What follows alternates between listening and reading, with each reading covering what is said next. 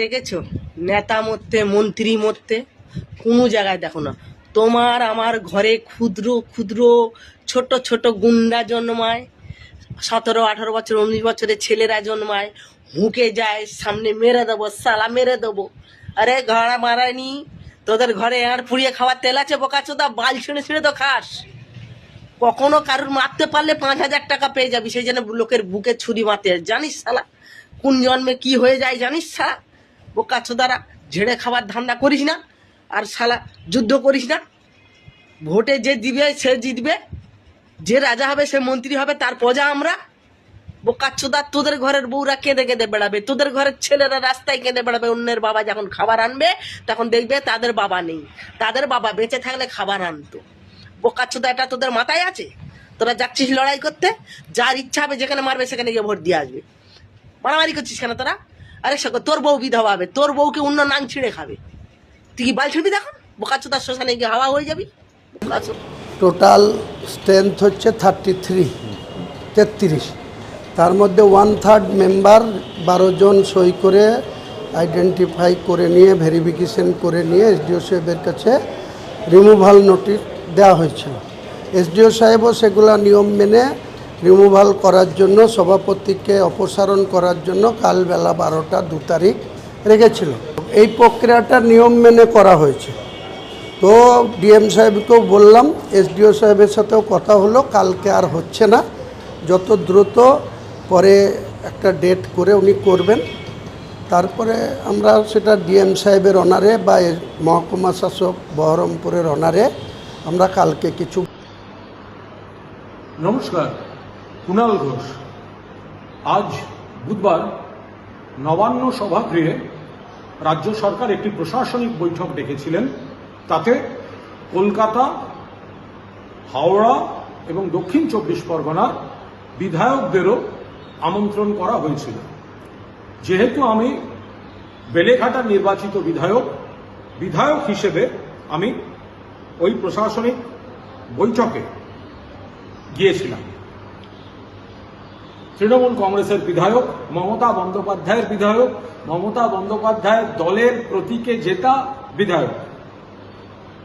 তো গোটা বৈঠকে দেখলাম আমি একমাত্র। মাননীয় মুখ্যমন্ত্রী বললেন যে যা যা কেন্দ্রের জন্য ভালো সুপারিশ কারুর থাকবে, কাজ দরকার, বিধায়করা লিখে দেবেন। তো আমি লিখেই নিয়ে গেছিলাম। তো আমি ওনাকে বললাম যে দেখুন, আপনি এখন যে যে অফিসারদের কথা বলছেন, তো আমি তো জানতাম না এরকম ডিসিশন হবে যে এখানে দেওয়া হবে। আমি তো আপনাকে উদ্দেশ্য করেই একটি চিঠি এনে ফেলেছি। উনি বললেন তাহলে দিয়ে যান।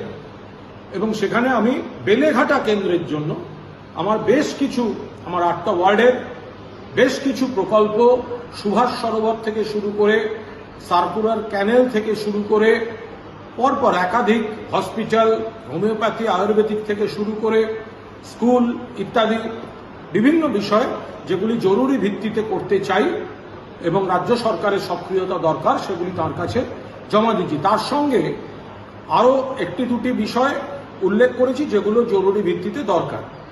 আর গুরুত্বপূর্ণ এমন 2টি বিষয় তুলেছি, লিখেও দিয়েছি, মুখেও বলেছি, যেটা শুধু বেলেঘাটার নয়। একটা হচ্ছে বিনা নোটিশে হকার উচ্ছেদ। তো বললাম যে দেখুন, আপনারা একটা ইনস্ট্রাকশন দিন যেন জনপ্রতিনিধিদের একটু ইনভলভ করে একটা আলোচনার পরিবেশ তৈরি করা হয়।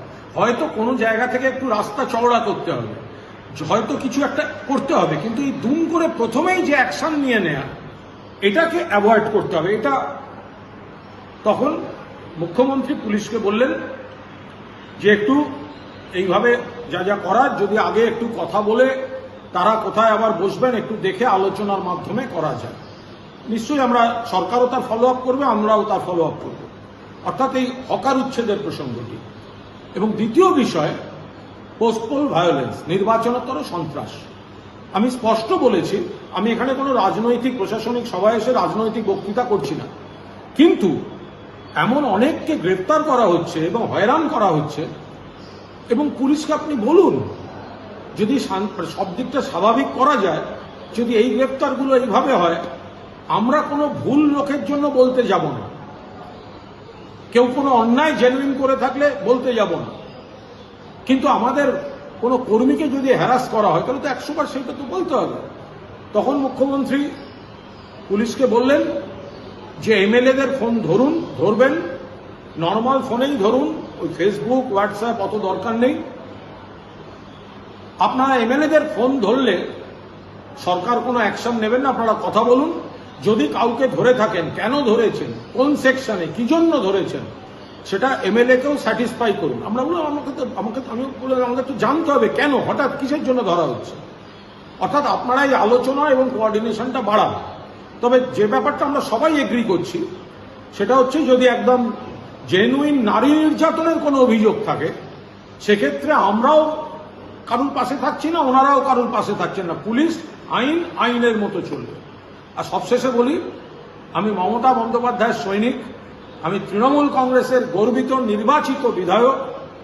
দলের অন্য কে কি করছে, মমতা বন্দ্যোপাধ্যায়ের ছবি দেখিয়ে জেতার পর কে কি করছে আমি ওর মধ্যে যাচ্ছি না। আমি মমতা বন্দ্যোপাধ্যায়ের সঙ্গে ছিলাম, আছি, থাকবো। তৃণমূল কংগ্রেস আর মমতা বন্দ্যোপাধ্যায়ের সমর্থক।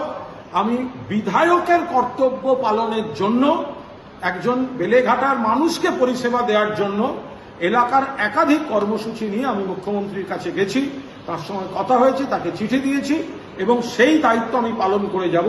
কিন্তু রাজনৈতিক সৈনিক কুণাল ঘোষ মমতা বন্দ্যোপাধ্যায়ের পাশে ছিল, আছে এবং থাকবে। ব্যাংকে টাকা ঢুকে যাবে। আপনারা জানেন যে এই অন্নপূর্ণা যোজনা আমরা একটি ফর্ম দিয়েছি। আমরা প্রথম দিনে বলেছিলাম যে হয়তো ফর্ম লাগবে না, ডাইরেক্ট ট্রান্সফার হবে, কিন্তু আমরা যে অ্যানালিসিস করেছিলাম সেখানে দেখতে পেলাম প্রায় লক্ষ লক্ষ, হাজার হাজার ভুয়ো নাম ঢুকে রয়েছে। আমরা আগামী দিনেও অনেক যোজনা মা বোনেদের জন্য এবং ভাইদের জন্য নিয়ে আসব।